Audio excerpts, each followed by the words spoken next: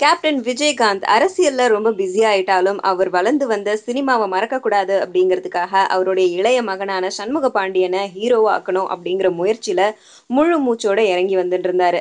அதனாலேயே கொஞ்சம் மாதங்களுக்கு முன்னாடி இவர் நடிக்கிற சகாப்தம் அப்படிங்கிற படத்துடைய பூஜைய அவருடைய வீட்டிலேயே வெகு விமர்சையா நடத்தினாரு. அந்த பூஜையில திரையுலகத்தை சேர்ந்த நிறைய பேர் வந்து பாண்டியனை வாழ்த்தினாங்க.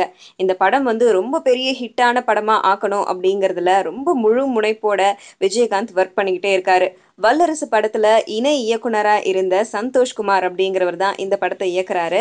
அண்ட் இந்த படத்தை அவர் இயக்குறாரு அப்படின்னு சொன்னாலும் படத்துல உள்ள எல்லா காட்சிகள்லயும் விஜயகாந்த் தலையிட்டு இந்த காட்சியை இப்படி வைங்க, அந்த காட்சியை அப்படி வைங்க, இதை இப்படி மாத்துங்க அப்படின்னு சொல்லிட்டு இருக்காராம். ஸோ அதனால ஃபர்ஸ்ட் ஹாஃப விஜயகாந்தே இயக்க போறாராம். இந்த படத்துல காதல், குடும்பம், சென்டிமெண்ட், ஆக்ஷன் இந்த மாதிரி ஏகப்பட்ட அம்சங்கள் வச்சு வெளிவர போகுதாம். அண்ட் இந்த படத்தை எப்படியாச்சும் ஹிட் படமா மாத்தணும் அப்படிங்கிறதுக்காக விஜயகாந்த் ஒவ்வொரு விஷயத்தையும் பார்த்து பார்த்து செஞ்சுட்டு இருக்காராம். அரசியல்ல என்னதான் பிஸியா இருந்தாலும் தன்னுடைய மகனோட படத்துக்காக இவ்வளவு மெனக்கெடுறாரு அப்படின்னு சொல்லிட்டு யூனிட்டே அசந்து போய் கேப்டனை பார்த்துட்டு இருக்கான். ஸோ இவ்வளோ மெனக்கெடுற இந்த படம் எப்படி வரப்போகுது அப்படிங்கிற எதிர்பார்ப்பு நம்ம எல்லாருக்குள்ளாரும் அதிகமாகுது. ஸோ விஜயகாந்தே நேரடியாக இதுல இயக்குனராகவும் ஒர்க் பண்ணியிருக்கிறாரு. அதனால படம் இன்னும் ரெட்டிப்பு எதிர்பார்ப்போட இருக்குது.